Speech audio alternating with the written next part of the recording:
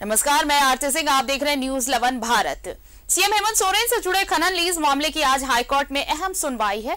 यह मामला chief justice doctor Ravi Ranjan और जस्टिस एसएन प्रसाद की अदालत में सुनवाई के लिए सूचीबद्ध है। इस मामले में राज्य सरकार, सीएम हेमंत सोरेन और पार्टी की ओर से शपथ पत्र दाखिल कर दिया गया है। आज हाईकोर्ट में शेल कंपनी और माइनिंग लीज मामले में दायर पीआईएल की मेंटेनेबिलिटी पर सुनवाई की जाएगी। हाईकोर्ट के आदेश के खिलाफ राज्य सरकार ने सुप्रीम कोर्ट में याचिका दाखिल की थी। इसकी सुनवाई करते हुए सुप्रीम कोर्ट ने कहा था कि झारखंड हाईकोर्ट को पहले याचिका वैधता पर सुनवाई करनी चाहिए। अगर याचिका सुनवाई योग्य है तो फिर कोर्ट आगे की सुनवाई कर सकता है।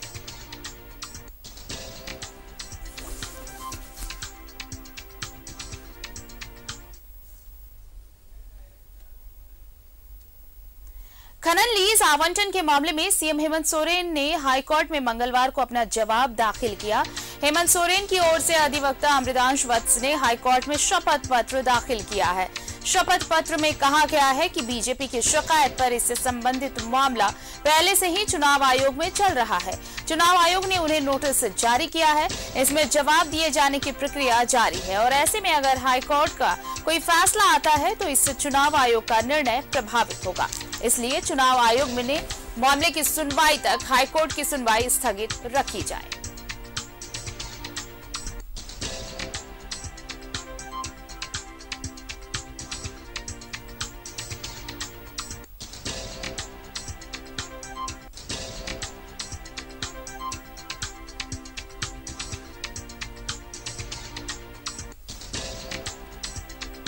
चलिए, हमारे साथ सहयोगी शाहनवाज जुड़ रहे हैं, सीधे उनका रुख कर लेते हैं।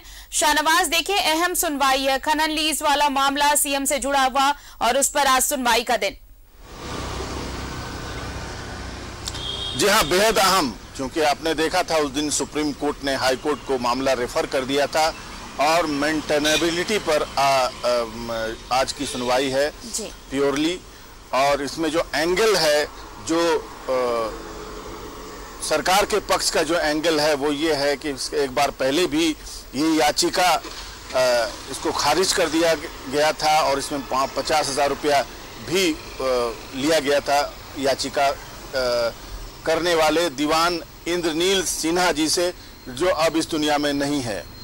और ये जो पक्ष के जो वकील हैं उन्होंने ये तर्क दिया था कि एक इंटेंशन के तहत बार बार मुख्यमंत्री और उनके परिवार के और उनके साथ के लोगों पर याचिकाएं की जाती हैं और इसी पक्ष के द्वारा की जाती हैं जो भी मौजूदा जो याचिका करता है। तो कुल मिलाकर के सुनवाई 10:30 बजे की है, लेकिन मुझे लगता है कि 10-15 मिनट देरी से शुरू होगी। ये सुनवाई भी वर्चुअल है और सुनवाइयों की तरह और बेहद अहम है। अगर माननीय अदालत सुप्रीम कोर्ट के निर्देश के मुताबिक इसकी मेंटेनेबिलिटी पर यस की मोहर लगा देती है, सकारात्मक बताती है, अगर इस दिशा में अगर कुछ फैसला होता है तो फिर जो पक्ष हैं, सरकार और उनके पक्ष के लोग हैं, मुख्यमंत्री हैं, उनके जो और भी लोग हैं, सहयोगी हैं, जिनके बारे में ये कहा गया था कि शेल कंपनियां हैं और बहुत सारा निवेश है, उनकी परेशानियां बढ़ सकती हैं। और सीबीआई जांच का भी जो तर्क है दिया गया है और मांग की गई है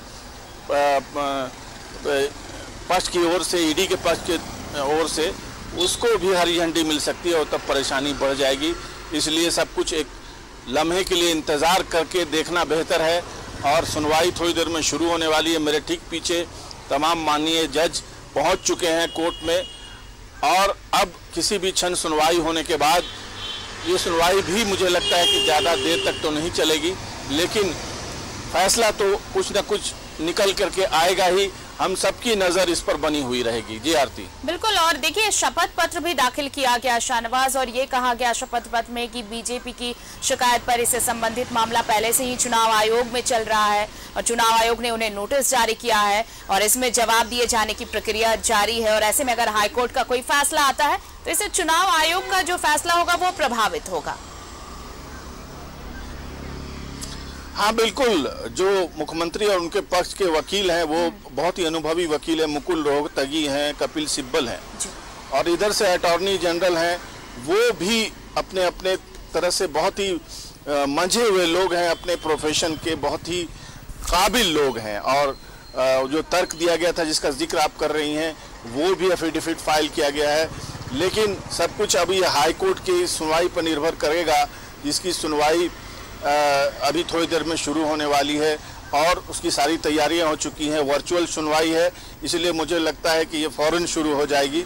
और जानना दिलचस्प होगा कि मेंटेनेबिलिटी जो शब्द आया है नया, ये इस पर किस तरह से बहस होती है। तर्क वितर्क होते हैं, क्योंकि तर्क भी बहुत महत्वपूर्ण होंगे, क्योंकि मुख्यमंत्री और उनके पक्षकार वकीलों ने जो तर्क दिया है दीवान इंद्रनील सिन्हा के, उस रिजेक्शन का जिक्र किया है कि एक बार पहले भी इसको गलत पाया गया था, तथ्यहीन पाया गया था। उसकी जो सबूत देने चाहिए कि शेल कंपनियां हैं तो कहाँ हैं, किस तरह की हैं, तो और 50,000 रुपये जुर्माने की बात है। तो ये एक ऐसा पॉइंट है कि मुझे लगता है कि इसको बहुत अहमियत दी जाएगी, इसको आसानी से काटा नहीं जा सकेगा।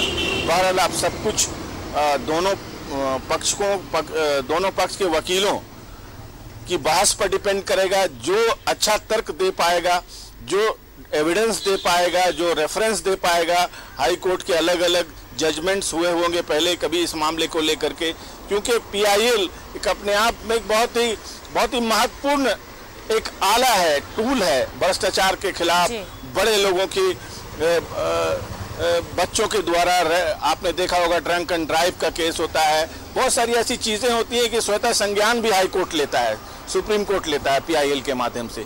इसलिए PIL बहुत महत्वपूर्ण चीज है, इसका दुरुपयोग हरगिज नहीं होना चाहिए। लेकिन ये भी देखा जाता है कि PIL और RTI दोनों का दुरुपयोग होने लगा है, बहुत सारे लोग इसको ब्लैकमेलिंग के तौर पर भी इस्तेमाल करने लगे हैं। और शायद इसलिए सुप्रीम कोर्ट ने ये कहा कि पहले जो याचिका दाखिल की गई है उसकी विश्वसनीयता तय की जाए और उसके बाद आगे की कार्रवाई होगी। नजर बनाए रखिए शाहनवाज, पूरी कार्रवाई क्या कुछ चलती है वो भी अपडेट्स अपने दर्शकों तक पहुंचाएंगे। फिलहाल शुक्रिया तमाम जानकारी के लिए आपका। तो अहम सुनवाई है झारखंड हाईकोर्ट में खनन लीज से जुड़ा मामला।